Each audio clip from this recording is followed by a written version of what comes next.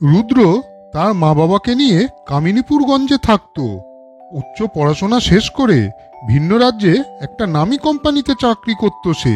মাঝে মধ্যেই ছুটি পেলে বাড়িতে চলে আসতো এবং বাড়িতে এসে ছুটির কটা দিন মা বাবা বন্ধু বান্ধবকে নিয়ে খুব মজায় দিন কাটতো তার। মা, আমার তো অফিসের ছুটি প্রায় শেষ হয়ে এসেছে।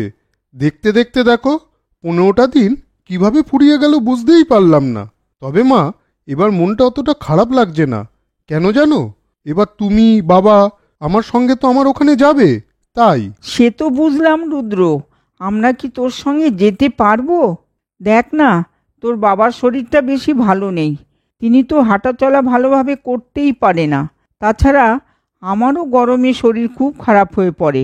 তারপর আবার যা গরম পড়েছে, তাতে কোথাও যাওয়ার মতো মনই থাকে না। শুধু মনে হয় ঘরের কাজটুকু করে শুধু শুয়ে বসে থাকি। মা, তুমি এমন কথা কেন বলছো? এটা যেমন আমাদের বাড়ি, ওটাও তো আমাদের সকলের বাড়ি। যদিও ওটা ভাড়া বাড়ি, কিন্তু তাতে কি হয়েছে মা? যেখানে যতদিন থাকতে হয় সেটাকেই তো নিজের বাড়ি মনে করে থাকতে হয়। রুদ্র তো ঠিকই কথা বলেছে। তোর মা জানিস তো ভয় পাচ্ছে আমাদের শরীরের কথা ভেবে।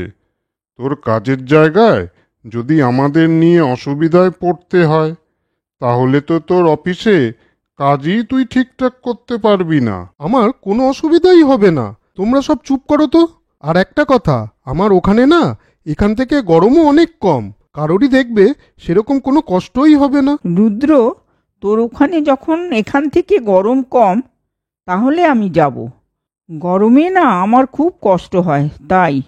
তবে একটা কথা বলছি, তুই তো বলিস তুই নাকি প্রায় দিনই রান্নাবান্না করিস না। কে যেন একটা তোর খুব ভালো বন্ধু আছে, ও নাকি বাড়ির থেকে মাঝে মধ্যেই খাবার এনে তোকে খাওয়ায়।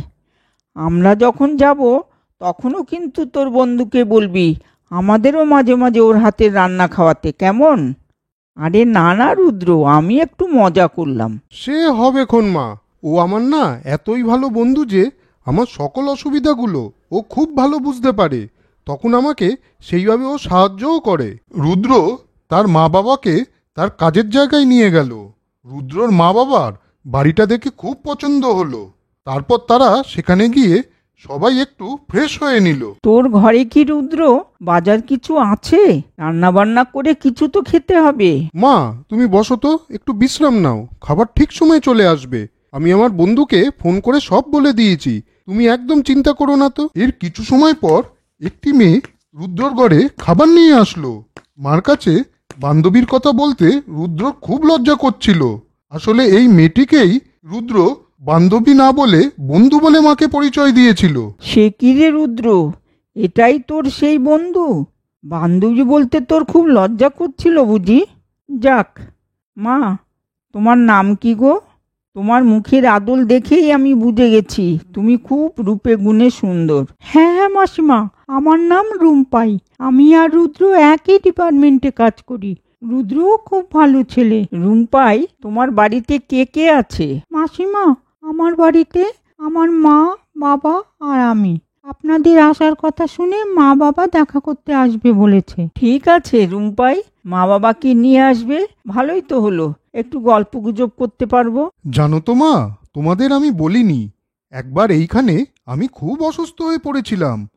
কোনো বন্ধু বান্ধব কাউকেই আমি সাহায্যের জন্য পাইনি। একমাত্র রুম্পাই আমাকে সেবা শুশ্রূষা করে সুস্থ করে তুলেছিল। আসলে ওই আমার প্রকৃত বন্ধু, তাই ওকে আমি বন্ধু বা বান্ধবী এই হিসাবে বিচার করি না। বাহ, এ তো খুব ভালো কথা।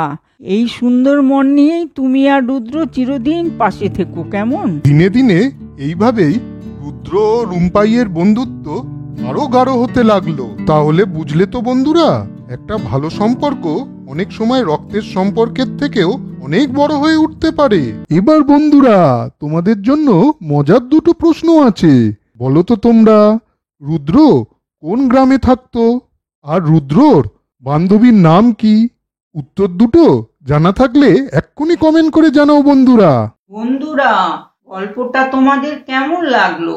যদি ভালো লাগে তাহলে শেয়ার, কমেন্ট, লাইক করো।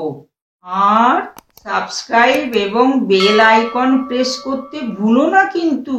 আজ চলি বন্ধুরা, পরে আবার দেখা হবে। তোমরা ভালো মতন থেকো কিন্তু।